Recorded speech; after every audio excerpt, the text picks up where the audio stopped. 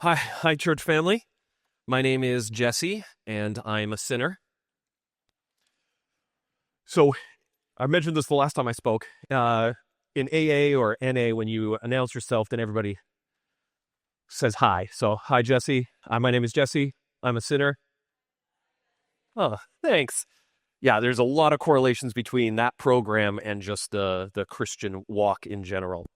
Um, Thanks for joining me on the end of summer. Next is just a bunch of months of rain. Thank you for those watching and viewing. Hi, Mom.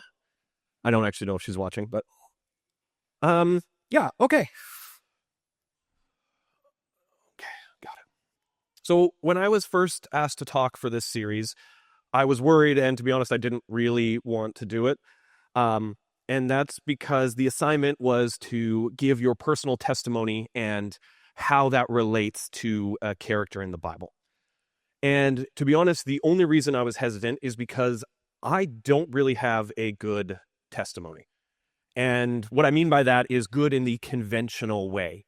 I'm sure you've heard lots of these miraculous testimonies, God bringing them out of a life of crime and drugs, saving their life, or in the mission field, these miraculous things, saving people from burning houses and all of these great turnkey moments that just turn their life around. I don't have that. And I don't know if you're like me, but growing up and hearing that in church, all these amazing testimonies, it was cool, but also I was jealous. Like, I didn't have that feeling. And for me, it's different. God played the long game. It was a series of small, minuscule decisions at that time that he was doing everything he could just to get me in a position where I was ready to have a relationship with him and accept him. So when I was choosing which character, one that always stuck with me was Mary Magdalene. That one, I loved her story, and I felt a kind of a kinship to it. You know, she had demons cast out. She came back 7 times and was forgiven by God. She sat at Jesus' feet and listened while Martha was cooking, and she anointed his feet with expensive oils. And there's a text that really stuck with me. Therefore, I tell you, her sins, which are many, are forgiven. That I like. For she loved much, but he who is forgiven little loves little. So I definitely resonate with that because I feel like I've been forgiven a lot, and over, and actually for the same thing over and over again. Slight problem with this, though. It's actually not Mary Magdalene that he's talking about. So in my studies, I found out everything I learned, it's not true. She did have demons cast out. They said they had 7 demons cast out of her. There's no mention that she came back 7 times and was repeatedly forgiven by God. I don't know where I got that from. That's not true. She didn't sit at Jesus' feet while Martha was cooking. That's Mary of Bethany. Totally different person. And they describe that too. And then this one, that we're anointing his feet with oils, she's described as a sinful woman. No indication that it's Mary. It could have been. That's possible. Except this is in Luke.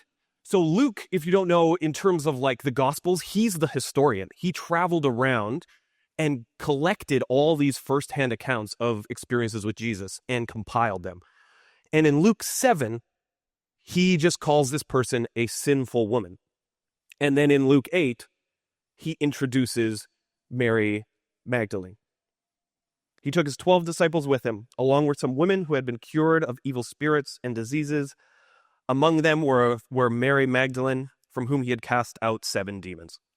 That's the introduction. So it's possible that the woman above in chapter 7 was her, but he's pretty clear on who people are in his discussion.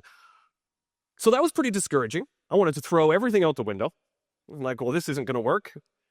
And yet there was a nagging feeling, and there was still some kinship to what we know just of Mary Magdalene.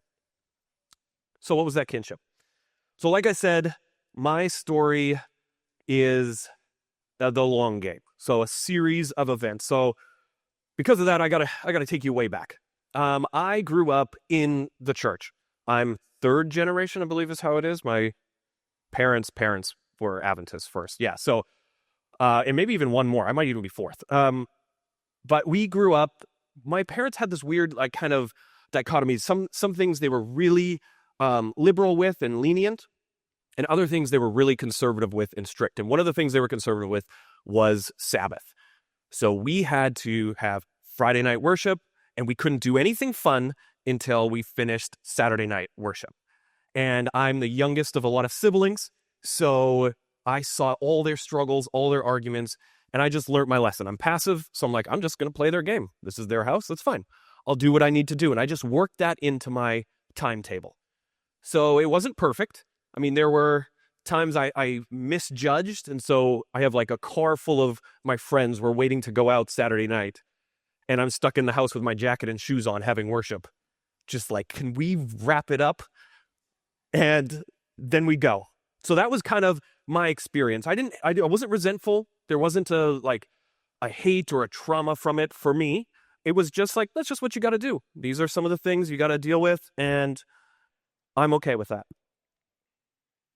So I was going to church, but not really doing anything. God was more of like an abstract concept to me. In hindsight, this is kind of what was happening. The Savior is patiently waiting for us to open the door of our hearts and let him in. He's waiting for you, and he longs to see you come to him. So then we skip to high school. Actually, before high school, there's one moment, and this is kind of like weird and convoluted. If you don't know, I'm homeschooled, or was homeschooled till grade 10. If there's anything socially awkward, that's why. Don't blame me. But I did grade 6 and 7 together, so I was like a year ahead. And then it came time that I was ready to go to grade 10, and I was afraid. So I had the choice. Do you want to stay and do other stuff for a year, or do you want to go in? And I chose to actually stay back so that I was in my proper grade. That one decision changed my life, because in high school, my plan was to graduate, go move in with my brother in Edmonton, and we're going to live a great life. We're going to party. He wasn't in the church. I was hanging on by a thread, and it was going to be awesome. We were going to pick up women to talk. Just to talk. And we were going to, it's going to be a great life. And because I decided to hold myself back that 1 year, at the end of grade 12, they announced this new thing, which was like a workplace benefit. My mom was working at CUC, and I got half off tuition. So that with scholarships made it way cheaper to stay. That's the only reason I went to CUC, is because it was cheaper. Again, God is just trying to keep me in a place where he can reach me. Because I know for a fact, had I moved to Edmonton with my brother, I never would have been in church. But it's not that I didn't try and leave. I tried other things. In university, I'm like, hey, I'm going to be atheist. And I looked at evolution, because there was I took a bio class, and there were some pretty cool answers that they gave. And then so I went into evolution, and I was disappointed. They have some answers, but they also have a bunch of questions too. So both sides kind of left me with questions, and I couldn't get over the fact that I did still feel that there's a intentionality in the universe. And so I'm like, okay, well, that didn't work. Looked through other religions, and they, to me, kind of felt, and again, no offense, this was a young, dumb kid who was going through things, but they all kind of boiled down to two kind of camps. God is in us, and we're part of God, which I didn't understand, or you just have to try really hard and you got to be better. And Christianity was the one that said, you are flawed. That is a problem. You can't do it alone. That's okay. And that was the part that kind of stuck with me, because that was what I was feeling. I've tried to be good on my own. It doesn't work. But I didn't really care. And so I'm like, okay, you got to pick something. So Christianity is fine. I was biased. I mean, it's easier socially to just go back to regular Adventist life. And I'm like, sure, that's okay for me.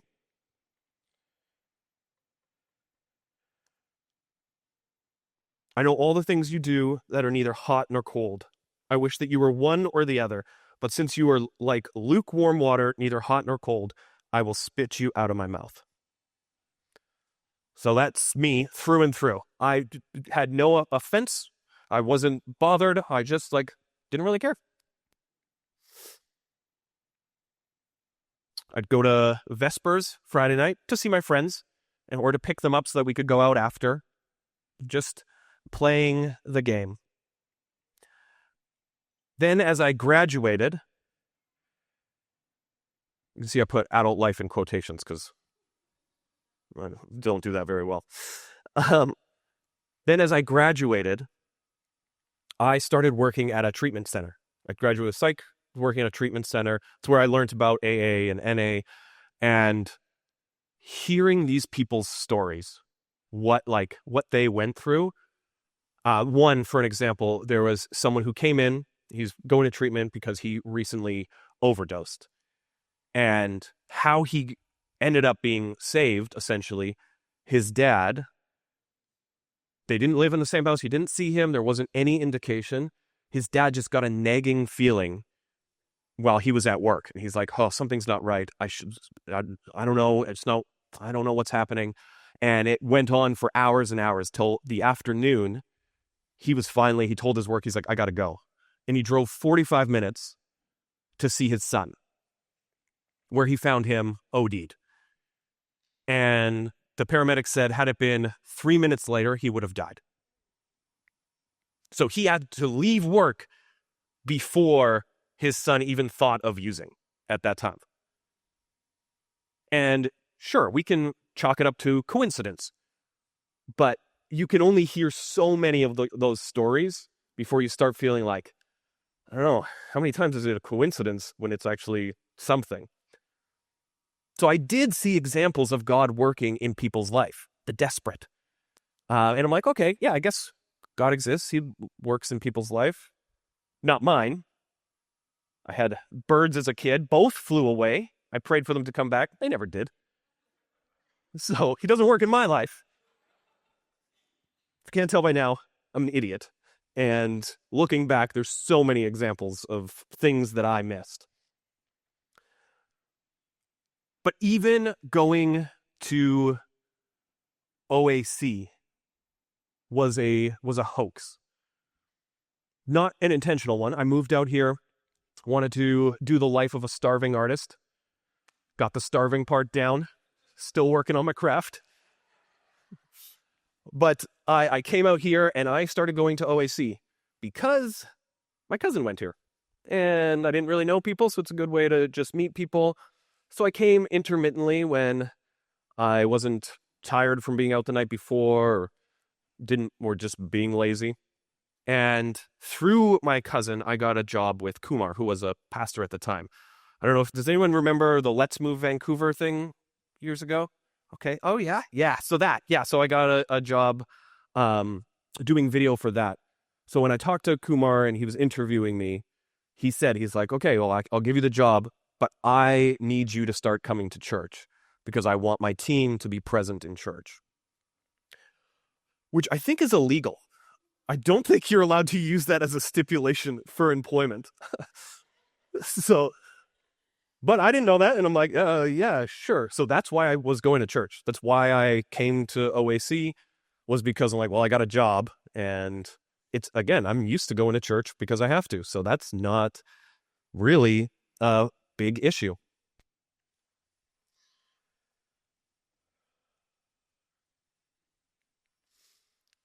But my dad I remember one time I was arguing with my dad because it's one of the few times that I tried to push back. And I'm like, why would I go to church? Why am I going to church? You know I'm not going to pay attention anyways. So what's the point of me going? And he said, because at least if you're there, you have the opportunity to hear it. You might not pay attention, but you also might catch something that God is trying to tell you. And maybe that wasn't Kumar's thing. Maybe Kumar's thing was just 100%. He just wanted it for his own benefit. But I feel like they were aligned on that. He's like, just show up. And again, those little moments of God just trying to keep me close enough so that maybe there's an opportunity to talk to me when I'm finally ready. And then my sadness hit. I had a phase, and I became sad. The thing is I don't know what it was. My life wasn't particularly bad. I had enough money. I was working in the film industry, and I was just miserable. And for those of you who don't know me, that is not how I normally am. And I usually am a happy guy. Never in my life have I ever experienced that. And I didn't even realize it, but it was insidious and kind of burning through every part of my life, my relationships. I remember I was complaining to my girlfriend at the time, and she just like rolled her eyes because it was something she heard a lot. And I remember like kind of stopping and being like, wait, do you think I'm unhappy? And she looked at me like I was crazy. She's like, of course you're unhappy. What are you talking about? And that's where it really hit me. And I was scared. Never in my life have I had to feel that. I mean, in grade 11, the girl broke my heart and it was horrible. But other than those type of things, I've never felt that. So I went on a journey to try and fix myself. Started reading self-help books. Started listening to like podcasts. And I wanted to become happier. And I came across this quote from Samuel Johnson, who was a American author way back in the day. The fountain of content must spring up in the mind, and he who hath so little knowledge of human nature as to seek happiness by changing anything but his own disposition will waste his life in fruitless efforts and multiply the grief he proposes to remove. So I read that and I was so encouraged. I was so excited. I felt like I finally have the blueprint to fix myself. All I have to do is just change my disposition and I will be content. That's great. So I did some digging. What does disposition mean? We always use disposition as like, oh, they have such a sunny disposition, almost like it's a synonym for demeanor. That's not what it means. It is a person's inherent qualities of mind and character. That's what disposition means. So all I have to do to be content is just change who I am. I just got to change my character and the things inherent in my mind. This is perfect. So from super encouraged to really low. I'm like, well, I don't know how to do that. And then I remembered the people at the treatment center who their life was changed by God. I remember all the times that I was forced to have worship at night. I remember going to sleep, about to go to bed, and my dad saying, do you have time for Jesus? I'm like, yep, got time for Jesus. But that was one thing he ingrained in me. Just have your personal devotions. So I didn't know what else to do.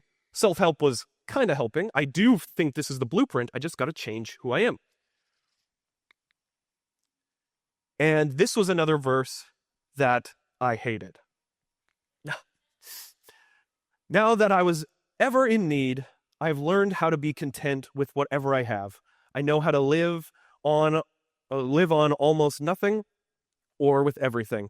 I have learned the secret of living in every situation, whether it is with a full stomach or empty, or plenty or little, for I can do everything through Christ who gives me strength. Growing up, I hated that verse. He's talking about I've learned to be content through everything, and I'm like, he never shares how, except it's the verse after. So again, I was an idiot. So that was what kind of led me to want to try God out, essentially. Paul says, I learned to be content through Christ. This Samuel Johnson says the only way to be content is through character, is by changing your character. So I'm like, great, I'll just do that through God. And I started having worship every day, every morning. And you know what? It sucked. It was really hard. It was tiring, and I struggled. I remember looking through and was looking to where the section ends. Where can I end? And I don't know what happened, but through it, I started learning about God through Philippians, actually. I started learning about God, seeing his character, and it gradually changed. I don't know when it changed, but I still was flipping over to see how long the section was. But then it was to see, oh, okay, I think I can fit in one more before I have to go. And I got really, really excited until I was in song service here. I was on that side, and we're singing, and I'm crying, and I lean over to my friend, and I say, I think I love God. And I was afraid to say it because I've felt moments of this, camp meeting or like these spiritual revivals, but that always fleeted. And so I was afraid that that's just what it was. And that was the first time I said out loud that I remember ever saying, like, I love God. And I was 29.